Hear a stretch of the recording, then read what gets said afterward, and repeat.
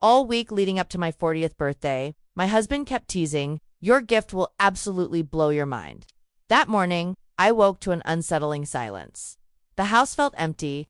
No kids, no note. By noon, Instagram showed them at a luxury resort in Dubai. My daughter's caption read, "Daddy's treating us since mom's boring." Regardless, I didn't react. 2 hours later, my WhatsApp exploded. Desperate messages begging me. I stared at my phone in disbelief. 127 missed calls from Caleb. Not a single one had disturbed the quiet of my empty house. I'd switched to Do Not Disturb the moment I saw Emma's Instagram post. My thumb hovered over the WhatsApp notification, showing dozens of unread messages, all from him. The most recent one caught my eye. "Please, Michaela, answer the phone. I'm begging you." I smiled. The pleading had begun exactly 37 minutes after I'd forwarded the security footage to Richard. 37 minutes. That's how long it took for Caleb's perfect world to crumble, for his corporate email access to be revoked, for his career to implode. My 40th birthday gift to myself, justice. But let me back up. Let me tell you how this all began. Just 7 hours earlier.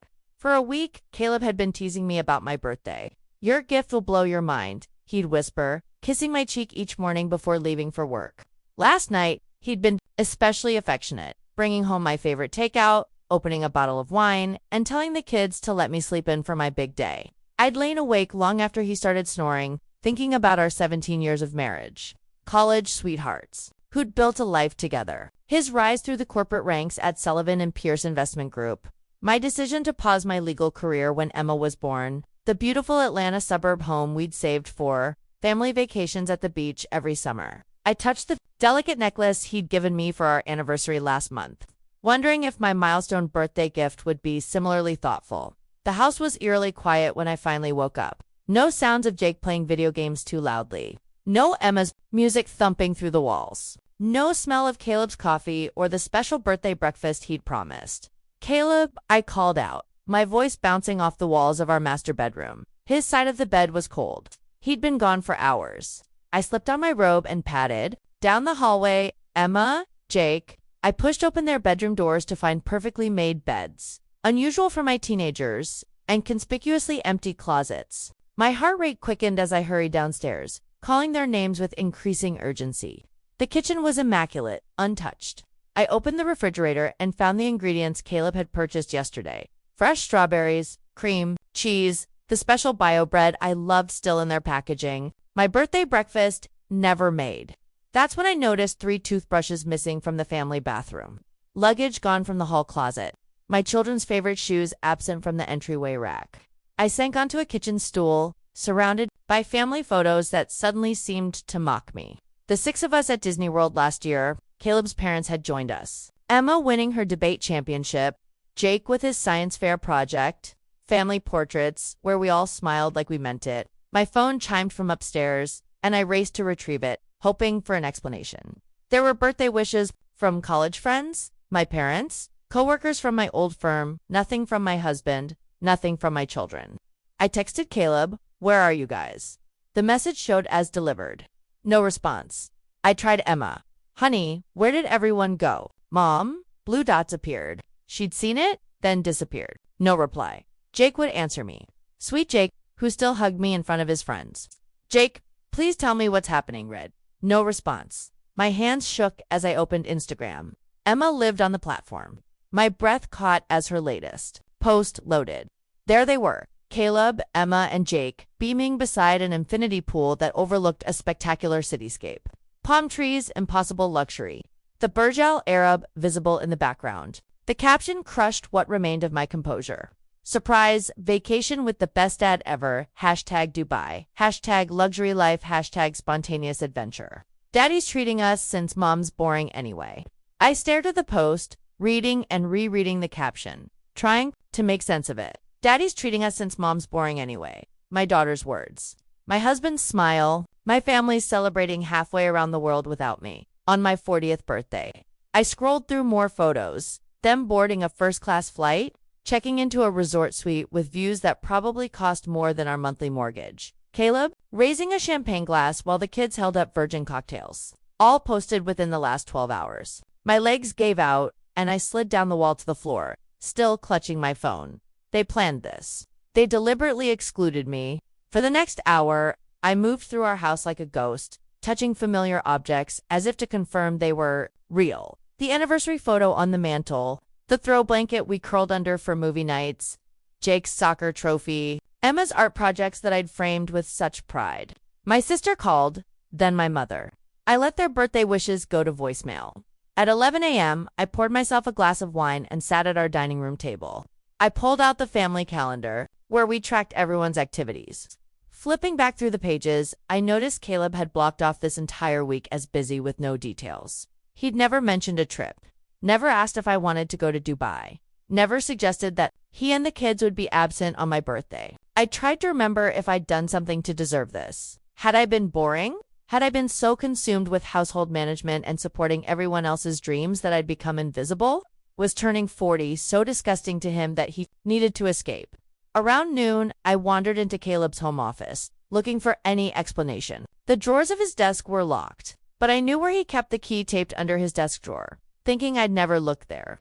Inside the bottom drawer, I found what he didn't want me to see: credit card statements he'd hidden from, our shared financial management app, charges for jewelry I'd never received, expensive restaurant bills on Thursdays when he claimed to be working late, hotel charges in our own city, and flight confirmations for 3 tickets to Dubai purchased over a month ago. Among these papers was an expense report with a name that appeared repeatedly: Vanessa Jenkins, his executive assistant. The beautiful, eager 26-year-old who always laughed too hard at his jokes during company parties, who always seemed to need his guidance after normal business hours. As I continued searching, my hand struck something hard in the back of his drawer. A phone I'd never seen before. Not his regular iPhone, but a cheap burner phone. My fingers trembled as I turned it on. No password protection. He'd been careless. Perhaps he'd meant to take it with him, but forgot in his excitement to abandon me. The text messages loaded, and my world shifted permanently.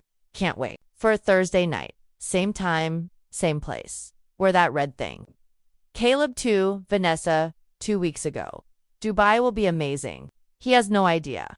Told the kids it's a special trip just for them. Caleb to Vanessa. 1 week ago, flight boarding. Freedom for a whole week. Kids think it's just a fun trip. Emma's already posting about it. Caleb to Vanessa. Yesterday. I set the phone down, surprising myself with my calm. The pieces were falling into place. The Thursday night client meetings, the sudden interest in working late, the decreasing intimacy at home, the way he'd begun criticizing my appearance, my hobbies, my conversation. I wasn't boring. I was being erased to make room for someone else. As I gathered the evidence spread across his desk, the statements, the phone, the expense report, strange clarity washed over me. I thought about the security cameras at Caleb's office building. The system I knew recorded everything because I'd helped select the vendor during their renovation 3 years ago. Caleb had always been careless, confident in his ability to talk his way out of trouble. He'd never suspect I would look for evidence. Never imagined I would fight back. I picked up my phone and scrolled to a contact I hadn't used in years. Marcus Johnson, head of security at Sullivan & Pierce, the man who owed me a favor after I'd helped his daughter get an internship at my old law firm. It was time to discover exactly what happened every Thursday night in Caleb's corner office. My fingers hovered over Marcus Johnson's contact. Information was I really considering this in 17 years of marriage? I'd never spied on Caleb. Never questioned his whereabouts. Never doubted his fidelity. Trust had been our foundation, or so I thought. I glanced at the burner phone beside me, its screen displaying intimate exchanges between my husband and his secretary. The evidence was already damning, but something inside me needed to see the full extent of his betrayal with my own eyes. 3 years ago, Sullivan & Pierce had undergone a major security upgrade after a competitor attempted corporate espionage. As Caleb's wife, with a legal background, I'd been asked to consult on vendor selection. I remembered walking through the office with Marcus, discussing camera placement, data storage, and access protocols. He'd been particularly proud of the system's 2-year storage capacity, better than the industry standard, he boasted. I'd never imagined that feature would someday serve as my lifeline. I rummaged through my desk drawer where I kept business cards, finding Marcus's buried beneath newer contacts. Taking a deep breath, I pressed the call button before I could reconsider. Marcus Johnson, he answered on the 3rd ring. Michaela Harrington. Michaela, long time no hearing. How are you doing? Happy birthday, if I'm not mistaken. His casual mention of my birthday tightened the knot in my stomach. Thank you for remembering. Listen, I need a favor, and it's somewhat unusual. I heard hesitation in his silence. I'm listening. I'm putting together a surprise anniversary video for Caleb. I lied, my voice steadier than expected.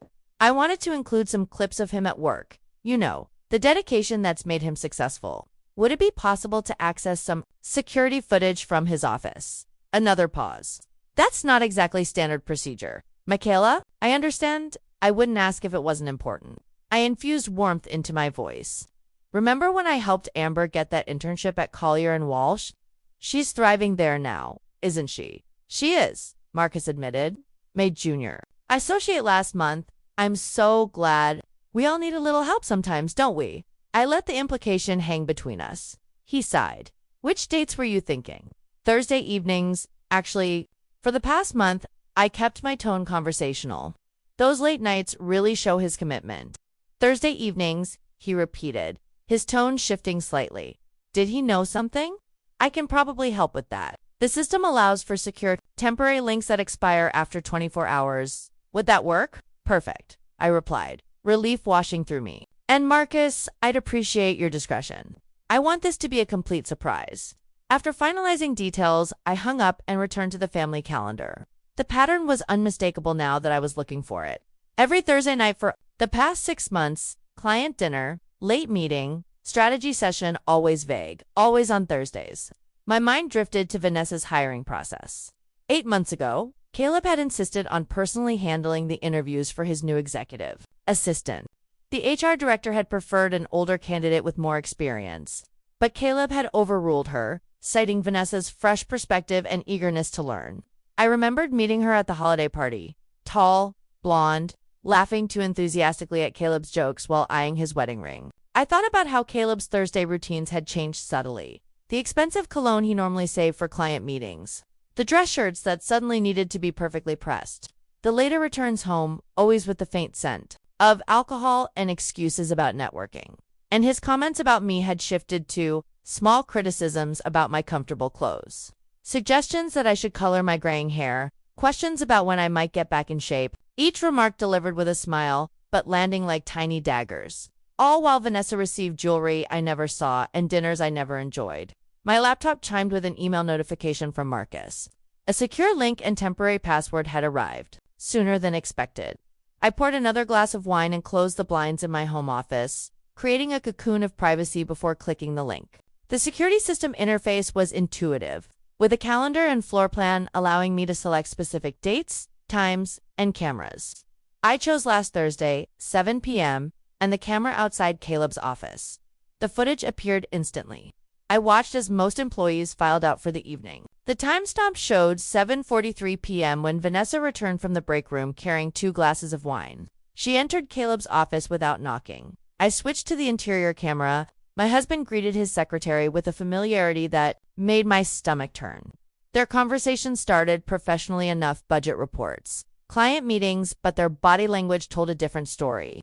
They sat too close on his office couch, their shoulders touching, hands brushing when passing. Documents? At 8:16 p.m., he kissed her.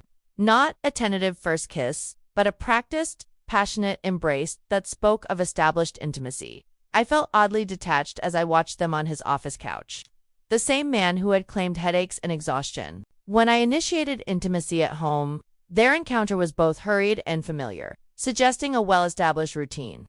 Afterward, as they straightened their clothing, their conversation turned to Dubai. She has no idea, Vanessa asked, examining herself in a compact mirror. Caleb laughed. None. Thinks I'm planning some special birthday surprise at home. Well, you are surprising her. Vanessa's smile was cold, just not the way she expects. The kids are excited. Emma's totally on board. She thinks her mom's boring anyway. Typical teenage stuff, but useful. And you're sure she won't cause problems while you're gone?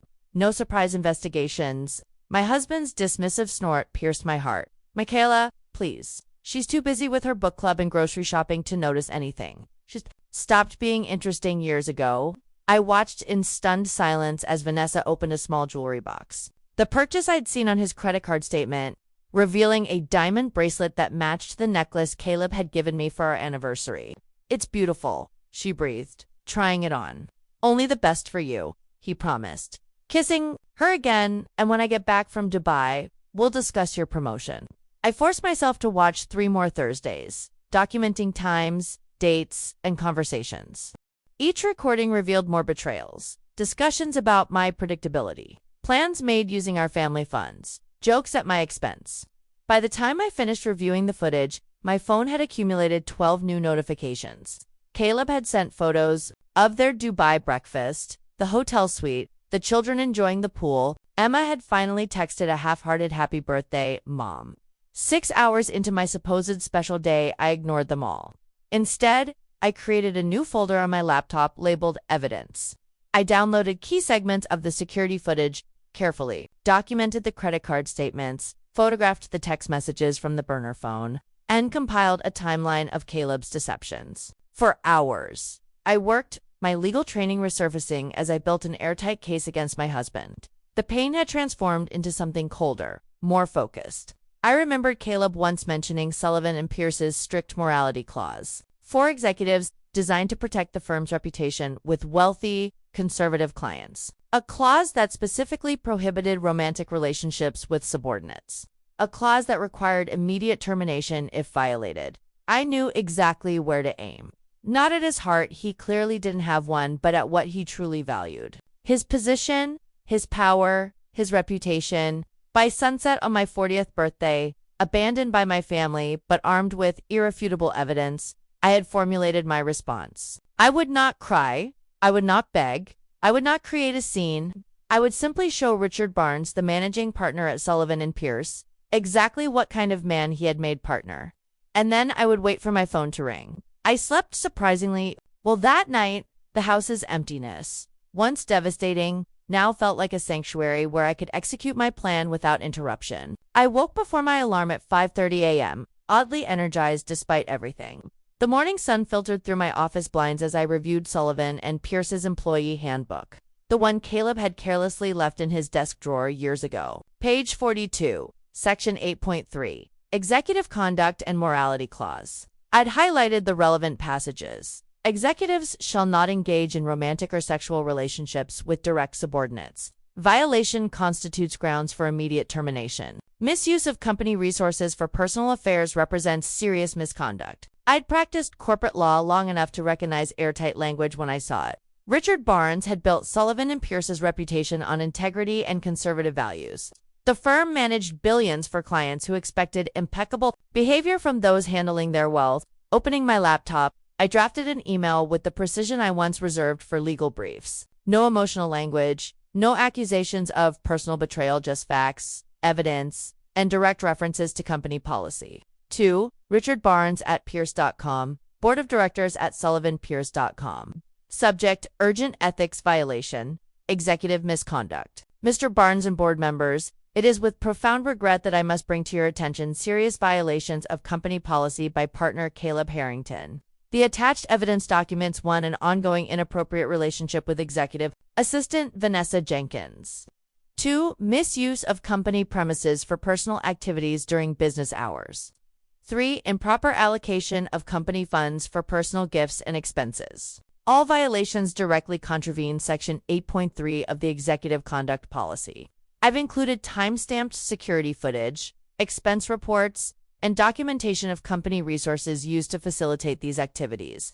As someone who has always respected Sullivan and Pierce's commitment to ethical conduct, I felt obligated to bring these matters to your attention. Respectfully, Michaela Harrington, JD. I attached the most damning footage, carefully edited to include only the workplace misconduct and explicit discussions of misusing company funds. I added expense reports Caleb had left in his desk, highlighting charges for jewelry, dinners, and hotel rooms billed as client entertainment. My finger hovered over the send button, but I waited. Timing was crucial. The weekly executive meeting began at 9:15 a.m. every Tuesday, a meeting where all partners and board members gathered to discuss sensitive issues away from staff. Caleb had complained about these meetings for years, calling them old school because Richard insisted everyone silence their phones and give full attention to the matters at hand. I installed an email tracking extension that would notify me when the message was opened. Then I made a pot of coffee and watched the clock. At precisely 9:15 a.m., As the meeting would be called to order, I clicked send. The notification appeared instantly. Email delivered successfully. By 9:23 a.m., the first read receipt arrived. Then another, then 5 more in rapid succession. At 9:27 a.m., my phone buzzed with a text from Marcus. "What did you do? Security just got called to the executive floor." I didn't respond. Instead, I watched my tracking software show multiple opens, forwards, and downloads of the attachments. At 9:52 a.m., exactly 37 minutes after sending my email, an automated notification appeared in my inbox. This is an automated message from Sullivan and Pierce IT department. User caleb.harington@spirece.com status. Access terminated. Effective immediate authorization. Executive level. My phone vibrated with an app notification from our home security system. I'd installed it years ago so we could monitor the house while traveling. The app also synchronized with Caleb's office security badge, allowing me to track his comings and goings, a feature he'd forgotten about.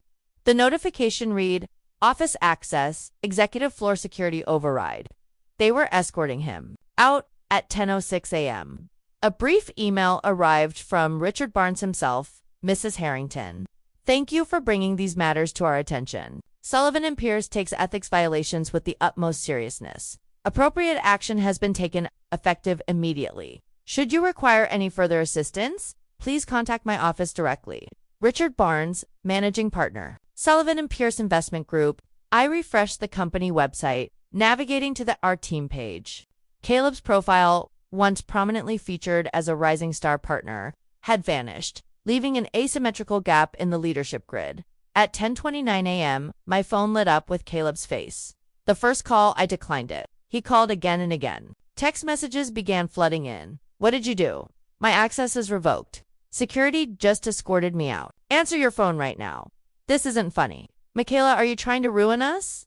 With each desperate message, a strange calm settled over me. I silenced the ringer but kept the phone visible on my desk, watching his panic unfold in real time. By noon, he had called 63 times. At 12:17 p.m., a notification from Emma appeared. "Mom, what's happening? Dad's freaking out and says we have to leave. Is everything okay?" Jake texted seconds later. "Mom, are you all right? Dad won't tell us what's wrong, but he's really mad he's making us pack." I didn't answer them either. Not yet. The calls continued. 77, 92, 108. By 2 p.m., Caleb had called 127 times. His WhatsApp messages grew increasingly frantic. "Please, Michaela, answer the phone. I'm begging you. Whatever you think happened, we can fix this. Think about the kids. Think about our family. I've been locked out of everything corporate accounts. Email, building, access. Richard won't even speak to me. What did you tell them?" The last message made me smile. He still didn't know exactly what I'd done. He couldn't comprehend that I'd had access to everything. The security footage, the expense accounts, the text messages with Vanessa. While his messages accumulated, I moved through our house with purpose. I gathered Caleb's personal items, his beloved college football trophies, family photos, the expensive watches he collected, and packed them methodically into cardboard boxes labeled simply Caleb's items. I contacted my friend Stephanie, who had remained a practicing attorney when I'd stepped back from my career. "I need an emergency consultation," I told her. "Marriage dissolution under circumstances of infidelity, financial misconduct, and abandonment." "Michaela, what's happened?" Her voice filled with concern. "I'll explain everything when we meet. How soon can you file paperwork to freeze joint assets? If it's emergency circumstances, by end of day. Are you safe?" The question surprised me.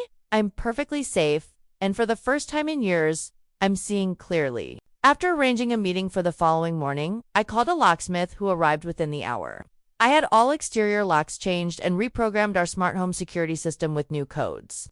I contacted our bank and placed a temporary freeze on our joint accounts, citing potential fraudulent activity. Each action methodically dismantled the control Caleb had maintained over our shared life. By late afternoon, Emma called instead of texting. I watched my daughter's name flash on the screen but didn't answer. They had chosen their side that morning. They could wait in uncertainty a little longer. As sunset painted my empty house in golden hues, I sat in what had been our shared bedroom and felt something unexpected. Power? Not just anger or vengeance, but genuine power. For 17 years, I'd shaped myself around Caleb's needs, desires, and ambitions. I'd set aside my career, managed his home, raised his children, maintained his social calendar, and believed his lies. But now, as his desperate messages continued to light up my phone, I held all the control. Each frantic call confirmed my new reality. Each pleading text reinforced the shift in our dynamic. I was no longer the boring wife to be discarded on her birthday. I was the woman who had destroyed everything he valued in a single, perfectly executed move. And I wasn't finished yet. I spent the evening monitoring their desperate journey home. Emma's Instagram story updates created a digital breadcrumb trail of their hasty retreat.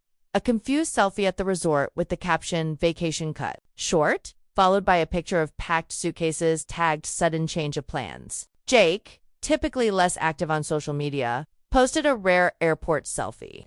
His expression was solemn, his eyes reflecting a confusion that twisted my heart. Heading home early, not sure why. His caption read, "The simplicity carrying an unintentional wait." Through our family location sharing app, something Caleb had insisted on for safety but had forgotten to disable. I watched their digital avatars move from the resort to Dubai International Airport. Caleb's frantic calls had decreased, replaced by urgent messages about flight availability and connection issues. No direct flights, have to connect through London, will be delayed. Kids are asking questions I can't answer. Answer your damn phone, Michaela. I tracked their progress across continents, calculating their approximate arrival time. 22 hours of travel, including connections and delays. Nearly a full day for Caleb to spiral further into panic while confined in airplane. Cabins with our increasingly suspicious children. I'd spent the day with Stephanie, my attorney friend, preparing for their return. "You've got him dead to rights," she'd said, reviewing the evidence. "The prenup has an infidelity clause he's clearly violated, plus the commingling of assets for personal indiscretions. We'll file first thing tomorrow." Now, as night fell on the day after my birthday, I positioned myself on our front porch, a folder of selected evidence on my lap. The porch light cast dramatic shadows across the immaculate landscaping Caleb had always been so proud of. Our neighborhood was quiet, most families already settled in for the evening, unaware of the confrontation about to unfold. At 9:47 p.m., headlights swept across the driveway, the Uber stopped, and 3 exhausted figures emerged. Caleb spotted me first, his expression cycling rapidly between relief, anger, and fear. Emma and Jake hung back, confusion evident in their "Poster, what did you do?" Caleb hissed, approaching the steps. "Do you have any idea?" "I know exactly what I did," I interrupted, my voice calm. "The question is whether you do." Emma stepped forward, her teenage defensiveness on full display. "Mom, why didn't you answer our calls?" "Dad said there was an emergency." There was. I stood up, holding the folder against my chest. "Just not the kind your father described." Jake remained silent, his eyes darting between us, sensing the tension that electrified the air. "Kids, take your bags inside," Caleb ordered, not taking his eyes off me. "The locks have been changed," I informed him, "and they should stay for this. They deserve to know why their Dubai vacation was cut short." I opened the folder and handed Caleb the first printed screenshot. Him and Vanessa on his office couch in a position that left nothing to the imagination. To his credit, he attempted to hide it immediately, but not before Emma caught a glimpse over his shoulder. "Dad." Her voice cracked with uncertainty. "It's not what it looks like," he stammered, the most cliché response possible. "It's exactly what it looks like," I countered, my voice steady as I produced another image. "Your father has been having an affair with his secretary for months. The same period he's been telling me I'm boring and unattractive." Caleb's face contorted. "Don't do this in front of them." "Why not?" "You did." I turned to our children while I was home alone on my birthday, thinking you were all planning a surprise. "You were actually part of your father's cover story. He used you both as shields for his affair." Emma's defiance faltered. "That's not true. He said you were too busy and stressed for a vacation." "Did I look stressed in the dozens of unanswered birthday messages I sent yesterday?" I asked, softly. "Or did I look like someone who woke up to an empty house on a day her family should have been celebrating with her?" Jake stepped forward, tears streaming down his face. "I told you we should call Mom first," he said to Caleb. "I didn't want to leave without telling her." "You needed to control the narrative," I continued, addressing Caleb while handing the children printouts of their own social media posts. "So, you manipulated our children into believing I was boring and disinterested." Emma stared at her own Instagram caption. Daddy's treating us since Mom's boring anyway. Her face paled. Did you suggest that wording? I asked her gently. Her eyes, so like mine, filled with tears. Dad said it would be funny, that you'd laugh when you saw it later. Caleb stepped toward the door. This is ridiculous. We're all tired. Let us in and we can discuss this like adults. Like the adult who abandoned his wife on her birthday. Or the adult who expensed jewelry for his mistress on our family credit. Cardamma gasped, and Jake made a small wounded sound. Here's what's going to happen, I said, maintaining the composure I'd practiced all day. Jake and Emma can come inside. Their rooms are exactly as they left them. You, Caleb, can find somewhere else to stay. Your personal items are boxed in the garage. You can't just lock me out of my own house. The house that's in my name. The one I inherited from my grandmother and renovated with my trust fund. That house, I smiled without warmth. I think I can. Jake moved first, slipping past me. Through the door I unlocked with my new key. Emma hesitated, torn between the parent she'd always seen as a united front. It's okay, Em, I said softly. This isn't your fault. None of it is. Dad, she pleaded, looking back at him. Caleb's face hardened into something ugly. Your mother has clearly lost her mind. She's trying to destroy our family because she's jealous and vindictive.